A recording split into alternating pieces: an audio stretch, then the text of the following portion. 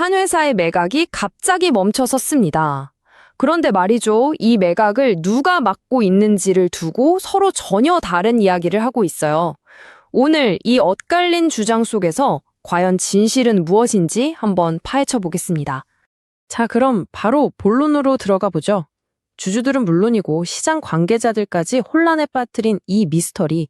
대체 누가, 왜 이 회사의 매각을 가로막고 있는 걸까요? 지금 상황이 딱 이렇습니다. 양쪽의 주장이 완전히 평행선을 달려요. 한쪽은 저쪽이 일부러 회사를 망하게 하려는 세력이다라고 하고, 다른 한쪽은 아니다, 우리는 팔고 싶은데 현 대표가 맡고 있다. 이렇게 서로를 주범으로 지목하고 있는 거죠. 이 복잡한 싸움을 이해하려면 이 판에 누가 있는지를 먼저 알아야겠죠? 보시는 것처럼 크게 네 그룹이 아주 복잡하게 얽혀 있다고 보시면 됩니다. 자, 그럼 먼저 가장 겉으로 드러난 이야기부터 살펴볼게요.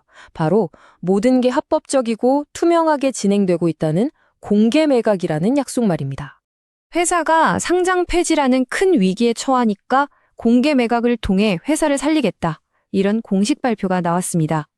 주주들 입장에서는 정말 한 줄기 빛과 같은 소식이었겠죠.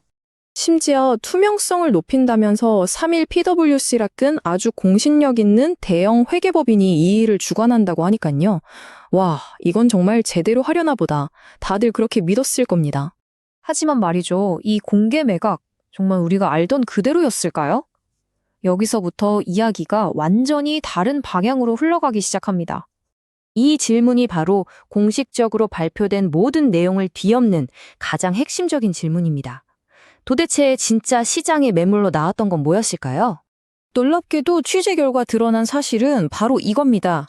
회사 전체가 아니라 고작 3%의 지분, 이게 전부였다는 거죠. 이게 무슨 말이냐면요. 매각을 주관하던 3일 PwC 측에서 공식적으로 확인해준 내용이라는 건데요. 우리가 파는 건 회사 전체가 아니라 M스퀘어라는 한 회사가 가진 3% 지분뿐이다. 회사 전체 매각 같은 건 약속된 적도 없다고 딱 선을 그었다는 겁니다. 정말 충격적인 내용이죠.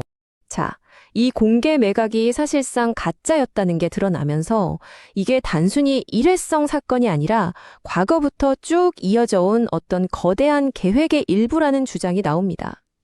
결국 이 모든 게 회사를 살리기 위한 게 아니라 소수의 이익을 위해 주주들을 속이는 행위였다는 거죠. 과거의 사건들을 시간 순서대로 한번 보세요. 전임 대표가 일부러 소송에서 져서 특정 인물에게 이사 자리를 만들어주고 그 이사가 회사를 고발해서 거래를 정지시키고 결국 이전의 매각 시도를 무산시켰다는 겁니다. 그리고 지금의 이 3% 가짜 매각이 바로 그 전략의 최신 버전이라는 분석인 거죠. 근데 여기서 끝이 아닙니다. 이 3% 매각 계획에는요, 법적으로 좀 이상한 마치 경영권을 노린 듯한 장치가 하나 더 숨어 있었습니다. 바로 제3자 배정 유상증자라는 건데요. 이게 뭐냐면 3% 지분을 사가는 사람한테 너한테만 특별히 우리 회사 세 주씩을 싸게 발행해 줄게 하고 약속을 했다는 겁니다. 근데 이게 왜 큰 문제가 되는지 한번 보시죠. 이게 왜 말이 안 되냐면요. 첫째로 기존 주주들의 권리를 침해하는 거고요. 둘째, 이런 걸 하려면 회사가 돈이 너무 급하다 같은 명확한 명분이 있어야 하는데 그것도 없었어요. 법적으로는 무조건 기존 주주들한테 먼저 기회를 줘야 하거든요. 그래서 전문가들은 이건 소송 걸면 100% 막힌다, 업계에선 유치원생도 아는 상식이다 라고까지 얘기합니다.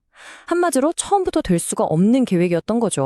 자, 그렇다면 이 가짜 매각 말고 정말로 회사를 살릴 수 있는 진짜 해결책은 과연 뭘까요?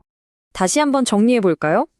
겉으로는 회사를 살리기 위한 전체 매각이라고 포장했지만 그 실체는 주주들을 속이기 위한 3%짜리 거래였다는 겁니다. 차이가 정말 크죠? 결론적으로 이 모든 과정이 눈 가리고 아웅하는 격이었다는 겁니다. 최대 주주 지분을 파는 진짜 공개 매각이라는 건 애초에 존재하지도 않았다는 게 이 분석의 핵심입니다. 그런데 말이죠. 정작 최대 주주인 미국 측은 처음부터 계속 우리는 회사 전체를 팔 의향이 있다고 여러 번 밝혔다는 겁니다. 지금까지 알려진 이야기와는 완전히 다른 상황이죠. 그래서 이 자료가 제시하는 해법은 아주 간단하고 명료합니다. 첫째, 가장 큰 걸림돌로 지목된 백승윤 대표가 물러난다.